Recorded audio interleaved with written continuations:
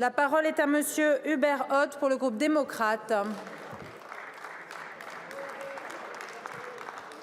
Merci Madame la Présidente. Ma question s'adresse à Monsieur le ministre des Solidarités, de l'Autonomie et des Personnes handicapées.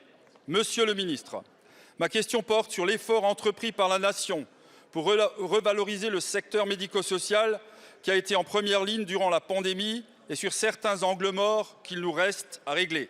Je pense ainsi à ceux que l'on appelle les oubliés du Ségur, ces professionnels des services logistiques, techniques ou administratifs qui représentent un maillon essentiel du service médico-social. Notre reconnaissance doit s'adresser à toute la chaîne humaine, sans exception. Or, contrairement à leurs collègues soignants ou éducateurs, ces personnels demeurent exclus des primes décidées dans le cadre du Ségur de la santé. Les 183 € nets mensuels accordés en plus ne sont toujours pas pour eux. Cette situation est vécue comme une réelle injustice par ces femmes et ces hommes.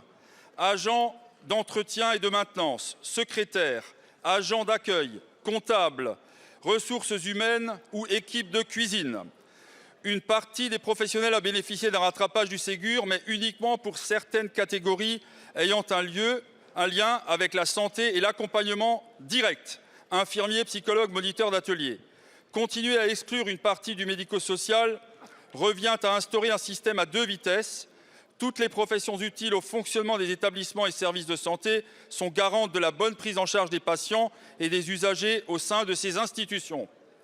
C'est d'autant plus incompréhensible que ces professionnels éducatifs et d'accompagnement sont financés par l'assurance maladie, les conseils départementaux et l'État via les ARS. Monsieur le ministre, comment le gouvernement compte-t-il accompagner la prise en charge de ces angles morts sur les différents échelons, y compris territorial, pour enfin mettre toutes ces personnes sur un pied d'égalité et leur accorder cette reconnaissance unanime qu'elles méritent toutes. Je vous en remercie. Je vous remercie. La parole est à monsieur Jean-Christophe Combe, ministre des Solidarités, de l'Autonomie et des Personnes handicapées. Merci Madame la Présidente, Mesdames et Messieurs les députés, Monsieur le député Hubert Ott.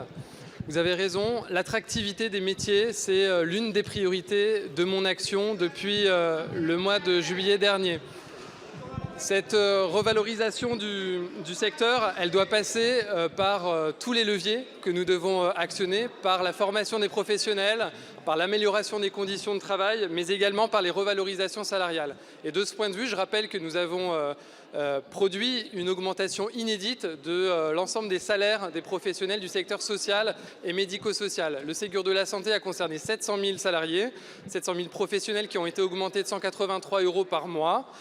Il a ensuite été étendu à l'ensemble des professionnels du secteur de la filière socio-éducative. 200 000 salariés ont été également concernés.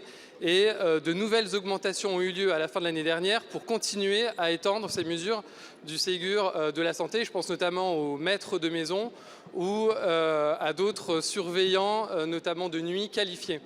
On ne va pas s'arrêter là et évidemment il faut aller plus loin, vous avez raison.